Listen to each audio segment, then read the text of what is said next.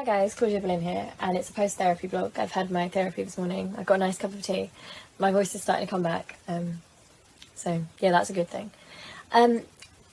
Therapy opens up a lot of feelings and a lot of, I don't know, I just get very inspired after therapy to talk and write, and I wanted to talk today about how it affects your psyche and your mind and your worldview to grow up in a situation that is beyond your control, that might have been dysfunctional or abusive in some way, might be a cultural issue.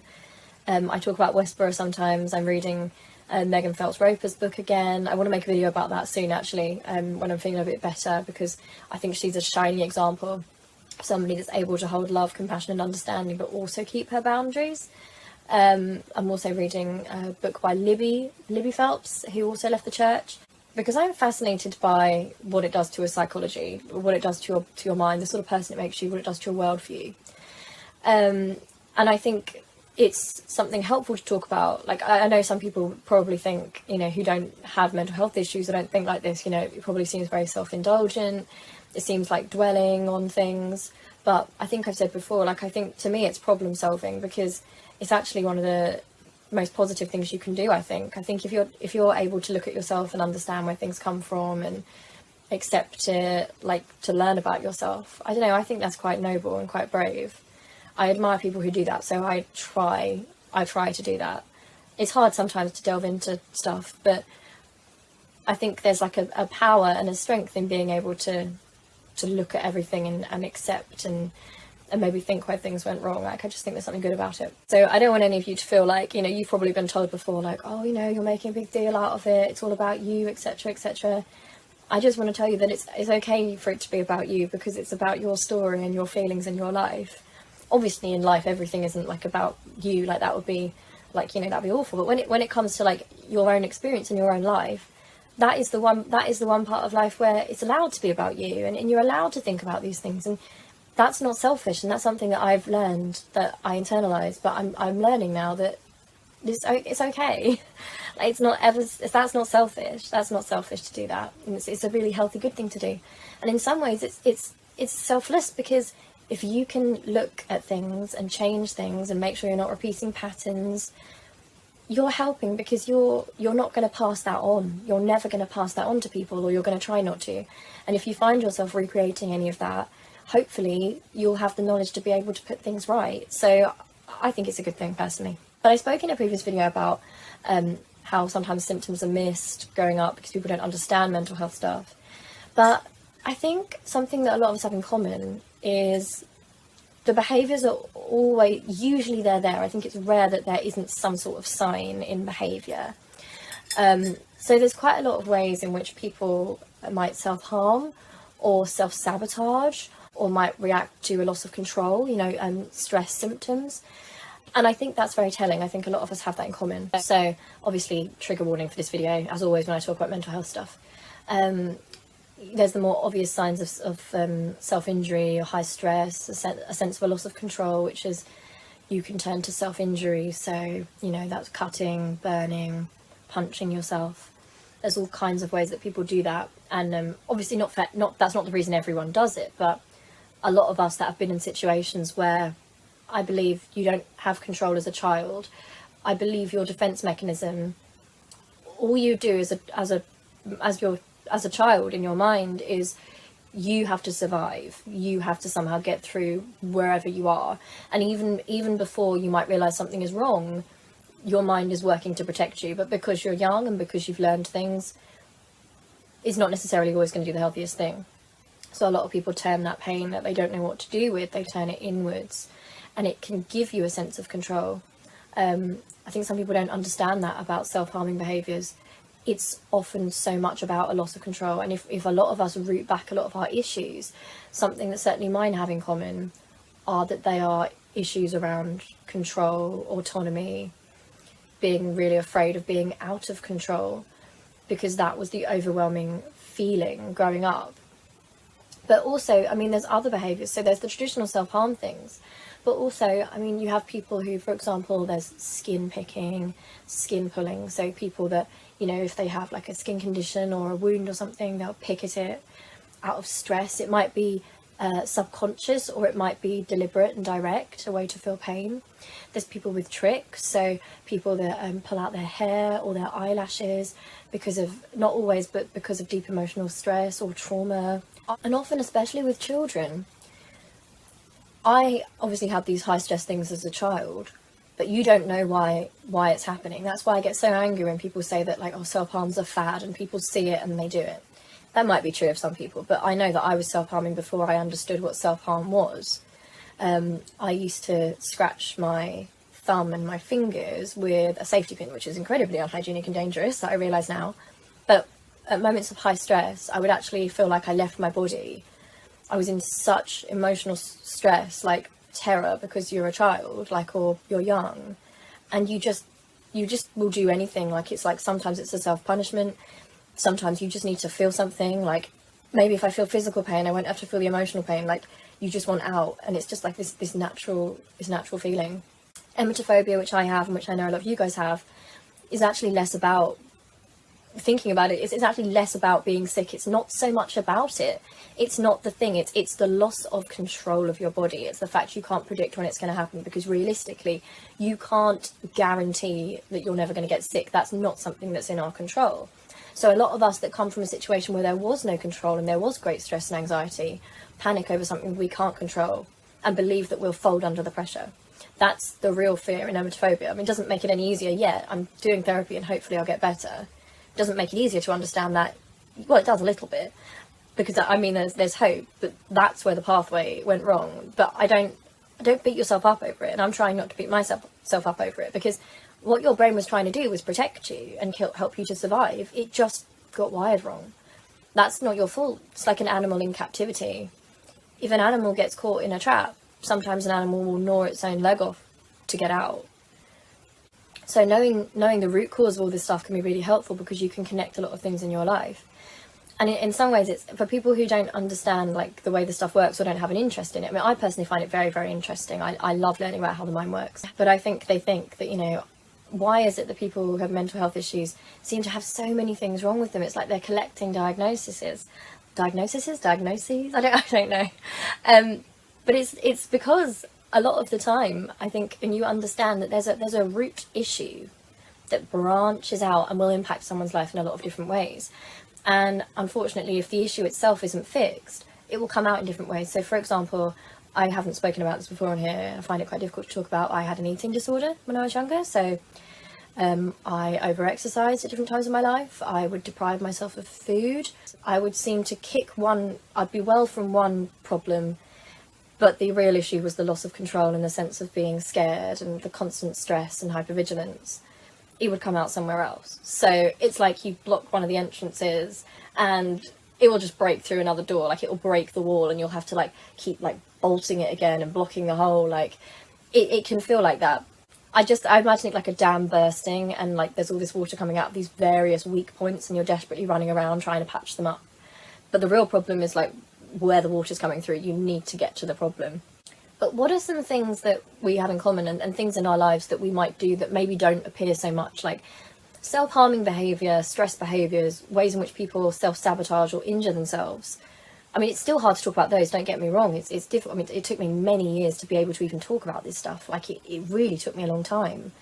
And I'm still not completely comfortable talking about it all. Like, I try and make myself, because I'm trying to get used to talking about it and get rid of the shame, like to desensitize myself. But it's still there, like, it's still difficult to talk about it.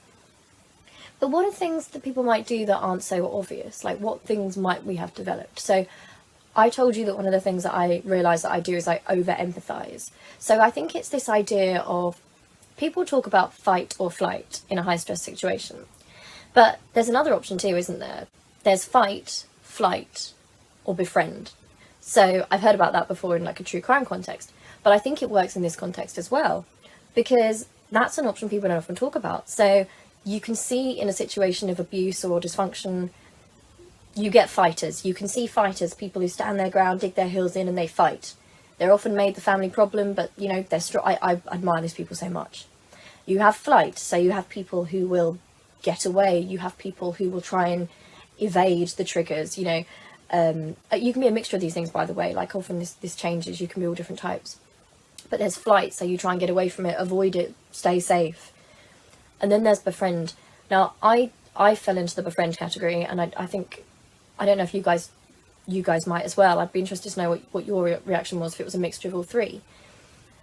For me, the lack of control, the way that I tried to exercise control in a situation that I couldn't control, and that there was no justice and no fair, like nothing was fair, no one was coming to help me, like there was nothing that could be done at that time. You get into an acceptance stage.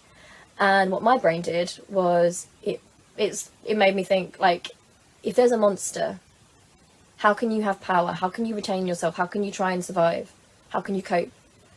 Befriend the monster, understand the monster. It makes me think of Beauty and the Beast. I've actually written a short story about this, which I would quite like to publish at some point. It needs a bit of editing, but about that conditioning where you go from knowing something's wrong to knowing that it's all very well to know something's wrong. Some of us notice that very young, but once you realise that when you call it out, you're the villain, or that no one's coming to help you, there is no help, there's no way out, all you can do is endure it for as long as you can, that's when the befriend option becomes a lifeline for a lot of people. But people don't talk about it often enough, and it's one of the most, like, mind messing up things possible, because it's very easy to lose yourself, because you will become close to people that might harm you or that don't protect you. You will desperately see the good, because your brain can't handle, as a child, the fact that love and pain go together. For you, that's very difficult. And in BPD, something we do is called splitting. So we can be known to see the world in black and white, good or bad. Not like if you're treated and you understand it, but if before you understand that, that's part of the defense mechanism, That's too much of a painful truth for a lot of people, that someone who loves you can hurt you. So in your mind, when you're young, you split those people. You split that out of a defense mechanism and a safety. And you can't help doing that. So I think in a lot of people with BPD who've grown up with trauma, etc., you can understand why that happens. And that can be extremely hard when you grow up, because, in real life, there's so much grey areas. Obviously, like with therapy, once you understand it, you're freed. And that's why I encourage people to talk about it. And I'd never shame anyone for talking about this stuff, because once you understand it, you're freed to a certain degree. Like, the prison, it's still there. Like, it's still there, but you can... you're more powerful once you know. Like, once you understand the way you're thinking, once you can identify why, it really does give you hope and an escape. Like, it won't be easy. You can't just, like, parachute out and be fine. I wish you could. I've been trying for years, but you will get better. And I believe you'll keep getting better. And I want to thank the people on this channel who are older than me, or maybe younger, but have gone through the journey and they're at a more advanced place. The hope that it gave me to hear your comments when I was low, saying that, you've got to this point and you were where I was. Just to know that it's a journey, and that, as long as the escape route's there, as long as that's there, there's hope.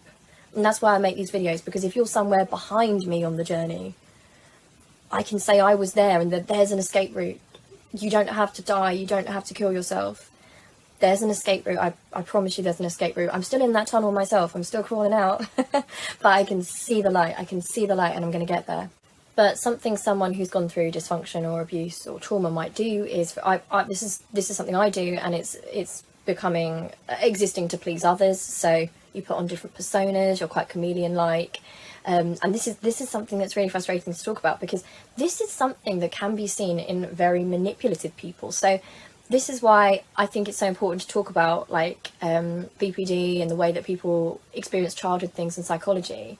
Because for me, it depends, like, how it's used. And that's what really frustrates me and has frustrated me about BPD in the past, the way it's been covered.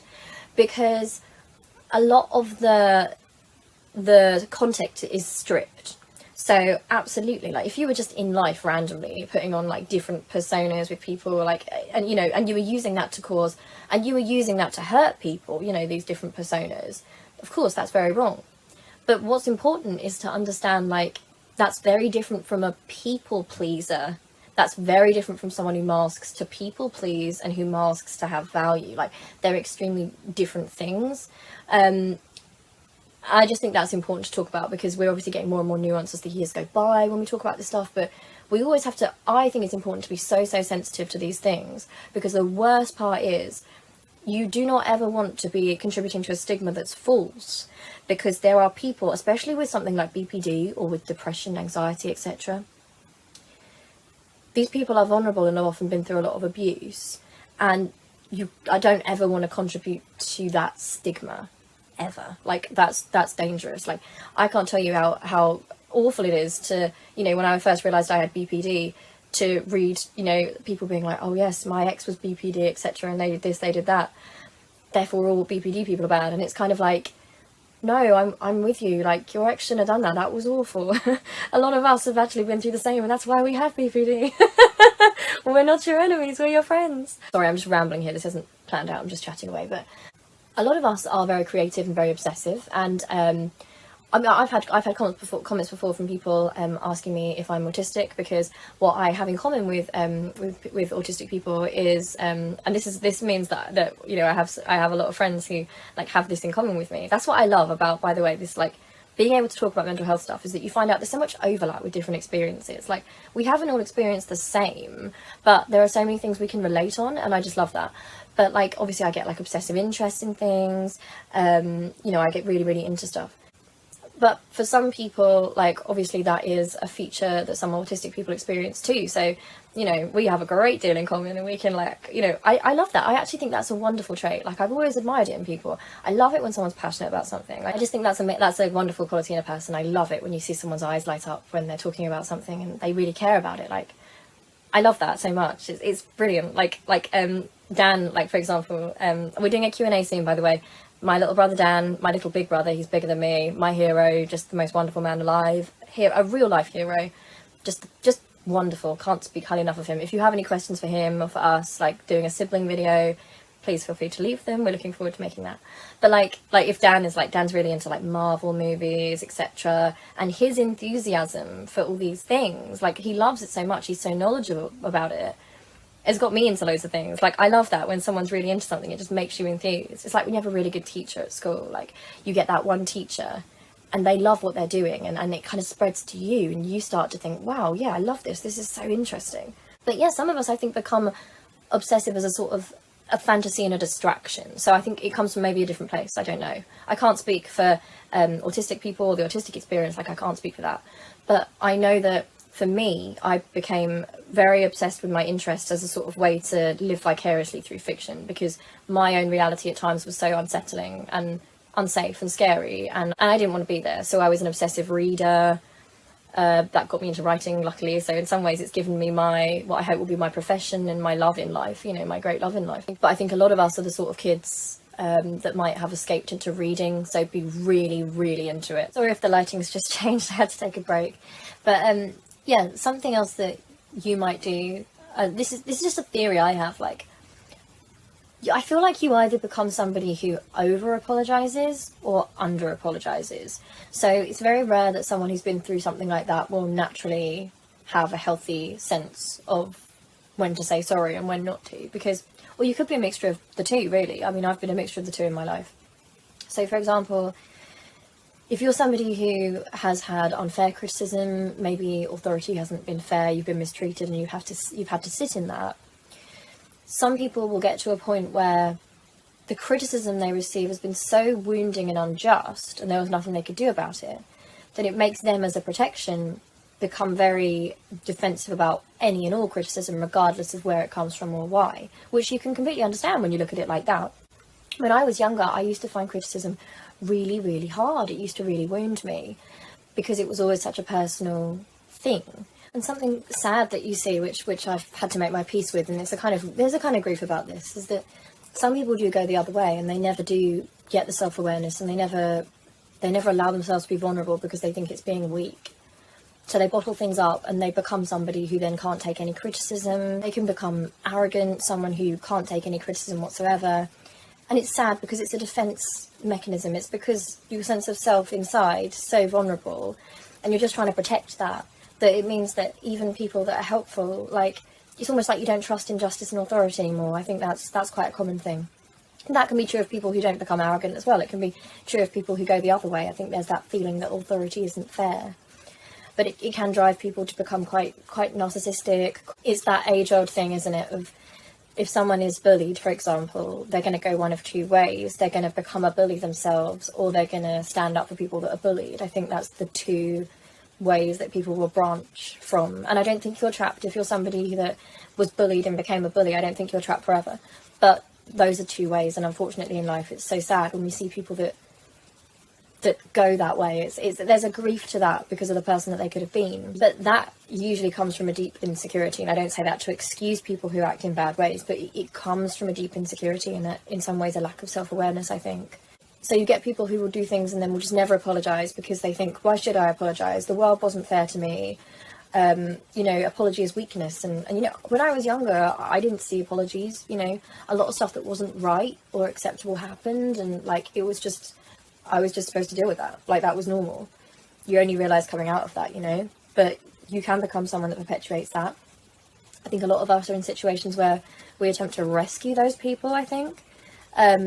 It's difficult. I think there's like this natural feeling of empathy and wanting to try and rescue those people, but that's not necessarily on us. And then there's the people who over apologise. So you can be both of these. Like, you can be somebody who finds criticism very difficult, but also you preface everything you say. Like, social media makes this difficult as well, especially things like Twitter, like where context is often stripped from things. So, you know, you're hyper aware of that anyway, especially if you're someone who's grown up in that situation where you're hyper aware of anything you say being used against you or misinterpreted like deliberately in bad faith. Like, it's quite horrible.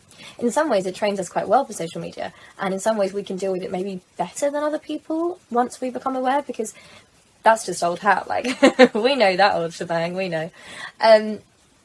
But if you're somebody who like apologizes all the time, like maybe if someone hurts you, your instinct is to apologize, like, oh well, I pushed you to it, like, I'm sorry, you know, maybe I did this wrong, maybe it was my fault. Like, you can become that sort of person, and you need to keep an eye on that. I mean, I need to keep an eye on that for myself, because that means that a lot of the time people can act in certain ways towards you, and you could be, you know, you could become a further victim. And you need to be careful in like relationships that you don't get into a bad relationship like that. It's not your fault if you do, but thinking that way can have consequences for the rest of your life, in the partners you choose, the friends you choose, what you tolerate. You know, if you're always taught that it must be me, it can't be wrong, like I must be wrong, I must be crazy, it's my fault, I'm sorry, I make myself smaller. Like, a lot of people do that, and you need to understand in your own head, I'm trying to understand that, like, I can't help thinking that way. And I'm also someone who, like, even when I know I probably sound arrogant on this channel sometimes, but I'm trying to use this space to be more positive. So sometimes, like, I talk about, like, I am good at writing and I am creative, and I try and cling to those things. So I talk about them because it's almost like trying to boost myself. Like, come on, you've got skills, like, you've got strengths, like, but it can probably sound arrogant, but I'm sure you understand the context within that anyway. And there's nothing wrong with owning your talents anyway, I don't think. But I do this thing as well where, like, I preface it, like I have to do like a justification almost. It's like, obviously when I was younger I had to make myself more stupid because, you know, the whole uncle situation where there was like this jealousy that I was the academic one, and I think he wanted the academic daughter, and like it just became really bad. And like I got to a point where I had to like start prefacing just naturally, like, yes, I'm good at English, like I'm good at creative stuff, but oh my god, I'm so bad at maths, I'm so stupid at geography, oh look at me, I'm so stupid. Like, and in reality I wasn't actually, you know, I wasn't even bad at those things, but like, something you might relate to that. It's something that, I don't know if you have the same experience. So I know for me, like, that's given me a really weird relationship with like self-esteem, etc. Like, there's loads of reasons in my life for that, but like one of the reasons is, you know, like if you do have a talent and you're good at something, I think there's this weird conflicting information in your head, because your family, like my family, obviously they're quite they value academic stuff quite a lot. They're quite appearance based, my family, some parts of my family, so that mattered to them a lot. So it was like, to be good and to be perfect was the right thing to do, like be academic, be those things. I was lucky that naturally I am quite academic anyway. But then there's also the same feeling at the same time, which is so confusing for a kid anyway, which is, but don't show it. Like, don't be too clever, because you don't want to make, like, for example, you don't want to make your uncle feel bad because because he's going to be jealous about it. So, and he might get mad. So, like, don't be clever. Like, don't be too clever. Be clever, but not too clever. Like, it's that kind of thing. The absolute bizarreness as a child, like how that, like, gets into your brain, like as a perfectionist, as someone who is academic, like it kind of like infects the way you think about things, like with this kind of shame. So you end up becoming almost ashamed when you do well, and like, I don't know, it's a weird situation. Like, it was the whole thing was just looking back, the more I think about it, I'm like, that was insane. Like, that whole thing was just bizarre. Something else that you might have, if you come from that situation, is that you might not trust your own memory or your own reality. I won't get too far into this because I spoke about this in another video and I don't have much memory on here, but if things happen and they're denied, or they're just not spoken about, or maybe they're softened, so maybe if you ever did say something to someone, maybe it was really minimized, like maybe there was like a complicity within the family, like a family truth, and that starts to make you feel like you're crazy a lot of the time. So you will have memories that are actually very vivid, but you will question yourself on everything, absolutely everything, because you'll constantly be asking yourself, well, surely the whole thing can't just be completely mad, like it's got to be me, right? It's got to be me. Surely the adults aren't doing this, because the adults are supposed to protect us, right? The adults are supposed to protect us. They wouldn't be doing anything like that, right? And as a kid, that's how you think. So you start to think that, you start to doubt everything, which is why I would recommend like keeping a journal, or like having somebody you can talk to. I'm so lucky because I have Dan. When I was younger, it was more difficult, couldn't speak to him so much because he was younger than me, but now obviously it's evened out, and like we can really talk to each other about so much stuff. And I just think sometimes if we didn't have each other to like verify things, then would be very, like, it would be so much easier to be like I don't know, things would get very much twisted, but like it would be such a relief. Like, it's such a relief not to have had to go through certain things alone, like just to have that person. And I think it must be incredibly difficult to be an only child in a situation like that, in a bad system, because if you're the only one who thinks the system is wrong, but you've got nobody there who can either see it's wrong, or worse, they can see it's wrong but they're going to be complicit in it, a lot of the time that person will spiral, self-harm, like. And obviously I did a lot of those things because Dan was younger than me, so I couldn't always confide in him like for support. But what I was lucky enough to have was somebody that could also verify and be like, yeah, I remember that, like yeah, that happened. Like it's a relief. You might have become somebody that sees love as conditional, and this is a really tough one as well, because I think I've said before, in a family where there is no love and there's total neglect or total abuse, in some ways you can detach more. I'm not saying it's easier at all, but you're not, the one thing that's not tying you in there is love. In a lot of families where there is dysfunction, etc., there'll be a big emphasis on making you, don't air your dirty laundry is how people will describe it, you know, that's a good phrase to describe it. But there will be a real sense, something that's quite unhealthy, maybe you won't identify, but you'll just have the sense, what happens in the family stays in the family. That's the kind of notion that it would be a betrayal to talk to somebody outside of the family about a family issue, even something seemingly small. This can get to an extreme point. I know some situations, for some people in a situation like this, you know, you're kind of denied that escape and that connection with other people because your parents control who you're allowed to see in terms of family. Once they fall out with those people or they displease them, that's cut, that contact's cut. There's no stability. So, and I think like some people experience that. Like for me, I have issues with abandonment, like I think because obviously like dad going and like obviously all the stuff in the family, all sorts of things, mum's relationship, but it can also be that way for somebody who has their parents. So it doesn't necessarily have to be an absent parent. If you have your parents but they see you as an extension of themselves and they deny you contact with people, they disapprove of certain friends, they control that, they move you around, you're almost used like a pawn, like a weapon, that can be extremely difficult for people because you don't know your identity apart from them. Like, you're denied those very basic things, like you're denied any other reality because all you can see is that reality. And I mean, that makes me think of Westboro, but I know that happens to a lot of people, and it's so sad because sometimes those people don't realise that they're hurt, and it can take them so much longer than other people, like the rest of us, to understand that they too are a victim of this. They don't necessarily understand it, and sometimes they never do. And that I just hope that, you know, if you're someone like that that's watching, you know, be kind to yourself, because, you know, you might not be the stereotypical victim, you know, like you can still have those issues, and you should have been able to have those bonds. You know, what really happened is some people get very isolated, and that can be used as a form of abuse and in the dysfunction. You know, don't let it out of the group. Anyone who strays out of the group, they're gone, there's punishment.